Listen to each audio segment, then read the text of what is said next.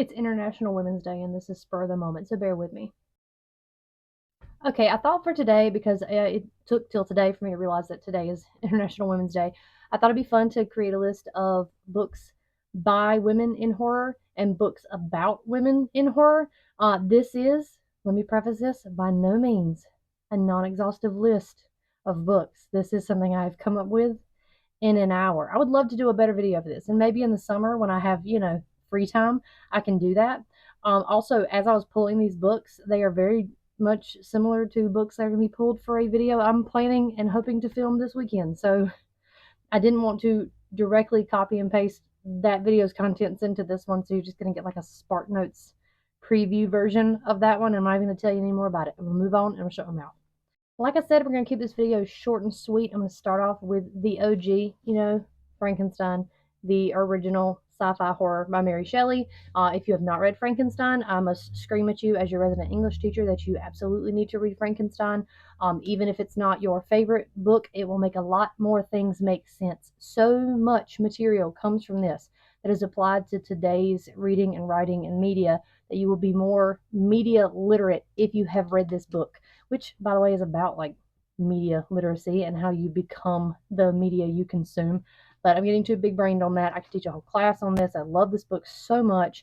Mary Shelley was like in her bag aggressively with this book. It is horrific, but it's horrific in the sense that it's more the implication of things. Like, there are deaths in this book, there are murders in this book, but nothing is described gruesomely like we would expect today. We've become kind of desensitized to that. But the horror is more in the aspect of, should you create something akin to God creating humans? And so, like, the psychological horror of that, along with the actual horror of this walking conglomerate of dead parts. You know, the usual. Piggybacking right off of that one is The Dark Descent of Elizabeth Frankenstein by Kirsten White. This is about, if you've read this one, Elizabeth Frankenstein, who is the poor unfortunate soul that has to marry Victor Frankenstein at the end of the novel. Spoiler alert for a novel written way long time ago. Elizabeth Frankenstein dies in the original novel. The creature kills her. Not so in this one. Not so in this one. This book begs the question, who's really the monster? Which, I mean, this one does too, but like this one more aggressively does that. This book is also relatively short, so if you're looking for a companion to Frankenstein that's told from a little bit of a different perspective and gives a little bit more agency to one of the characters who really lacks it in the original, this is a good thing to pick up. In the same vein of like, who is the monster, I have to recommend The Initial Insult by Minnie McGinnis. Now, this is almost more thriller than horror, but what happens is pretty horrific. It's also based mostly on The Cask of Amontillado by Edgar Allan Poe, which I would call a horror. If you've read it, you let me know in the comments if you think that it's a horror. This is about a girl named Tress, and she is going to get revenge on her best friend by breaking her up behind a wall. That's all I really want to tell you, because there's a bunch of crazy stuff that happens in here. It's the Fall of the House of Usher, Cask of Amontillado, the Black Cat. There's a little bit of the Telltale Heart, but that's more in the second one, because there's a second one. This duology is wild and absolutely unhinged, and it's really, really good. But it is horrific. There's horrific things that happen, and it is by a woman and about women, so that's why it's in this section of the video. That's right. I'm continuing to talk about Edgar Allan Poe inspired stories, and we're going to talk about What Moves the Dead by T. Kingfisher. She wrote, like, this is one of my favorite horror novels of all time. I think I really love the blend of horror, and it's body horror. Like, it's unsettling, especially by the end of it when you know what's going on. With humor. This is a very funny book. In fact, all of T. Kingfisher's stuff I've read so far has a really good voice to it. She has a very solid voice, especially in horror. That's nice to have, because I like my horror to take itself a little seriously, but still be a little lighthearted. I don't know. I grew up on like Scream, so joke with me, but there should still be some stakes. This is about a narrator who goes back to their like friends and finds out their friends are kind of funky. So that's all I want to tell you.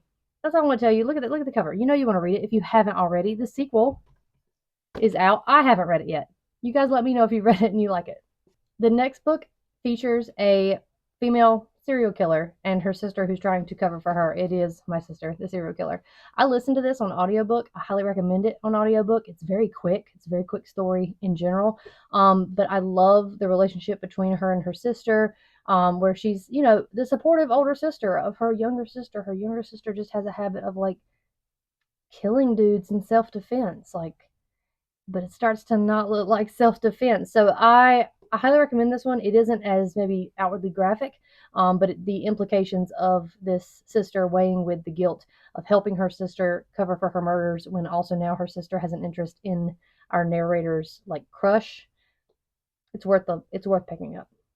Pretty much everything this next author does is going to be like your favorite new horror thing you've ever read or seen. I was exposed to her for the first time randomly on like a blog in the early 2000s with a webcomic called His Face All Red. If you remember it, you know what I'm talking about. You know who I'm talking about. It's Emily Carroll. Now, Emily Carroll's Through the Woods, I feel like, is the best exposure to her kind of art style and horror. It is a lot of body horror, it's a lot of psychological. The art is so beautiful. It's mostly black and white, so when she does use color, it's very impactful. I love this one as a starting point because it does have a through line story. It's got some of the popular ones in here. I believe His Face All Red is in here. Let me just confirm real quick. Yeah, His Face All Red is in here. It's so good. Now everything she's done has been pretty good. The most recent thing she did was A Guest in the House, and it was definitely more psychological and like ghost story, but still horror. And Emily Carroll is going to be the one you look for when you look for women in horror. This is she's doing the graphic novels. Okay, that's what she's doing. I regrettably don't have a physical copy of this one, but I do remember and recommend in the vein of like What Moves the Dead, Mexican Gothic. That is a really good Gothic horror. You don't get a lot of those, and whenever people compare things to like Crimson Peak, I can see the connection to Mexican Gothic and Crimson Peak, the sort of Gothic romantic horror situation about this old money family and this newcomer to it that's kind of marrying into it, and everybody's really weird and it's unsettling, and that's all I'm gonna say. That's all I'm gonna say. So you should pick up Mexican Gothic. The last horror by a woman that I'm going to talk about today is one of the OGs, and it is The Haunting of Hill House by Shirley Jackson. Now, if you watch the Netflix show and you've picked this up, you understand that it is they definitely played fast and loose with the source material with the TV show. And don't get me wrong, I love the TV show. I love the TV show. It made me cry multiple times, and it was really scary. But it is not the same as this book. This book is about a bunch of people that stay in a haunted house. And kind of the premise is this house is malevolent. The house wants to kill people. It also wants to like claim them forever, and like what happens by the end. And you kind of can see things coming, and you can't stop it. And that also is horrific. Now there is a sequel that recently came out. Like the estate of Shirley Jackson let this person write a sequel. I have it. I haven't read it. I'll let you know if it holds up. But otherwise, like that is also another good like audiobook you can probably check out from your local library. It'll take you like one day to read. It's really good. Now I hate to end on men, so I kind of modified this list a little bit. This next section is women in horror written by men. The first one has to be Carmilla, which is like the OG vampire. That's a woman. You know, she's a lady vampire named Carmilla, and she's after a lady, so it's kind of this sapphic vampire story. It's not as scandalous as people might make it out to be because it is classically lit. They're not going to do it so much. But it is really good for you to know, again, like Frankenstein, it is a source of media now and the references and mentions of it. There's also some books coming out soon that are like inspired by this, and some media I think that's coming out that's inspired by it. I have another graphic novel for this section as well. Junji Ito's Rimina. Heaven forbid I pronounce it correctly on the first try. This is about a planet named Rimina coming to Earth. It's heading toward us to hit it, and it's named after this guy's daughter. So now everyone thinks if they sacrifice her, they will not get hit by the planet. It's just as batshit as you think it is. There are some crazy things that happen in this book. The body horror is exactly what you want from Junji Ito. That it's going to be a Junji Ito book.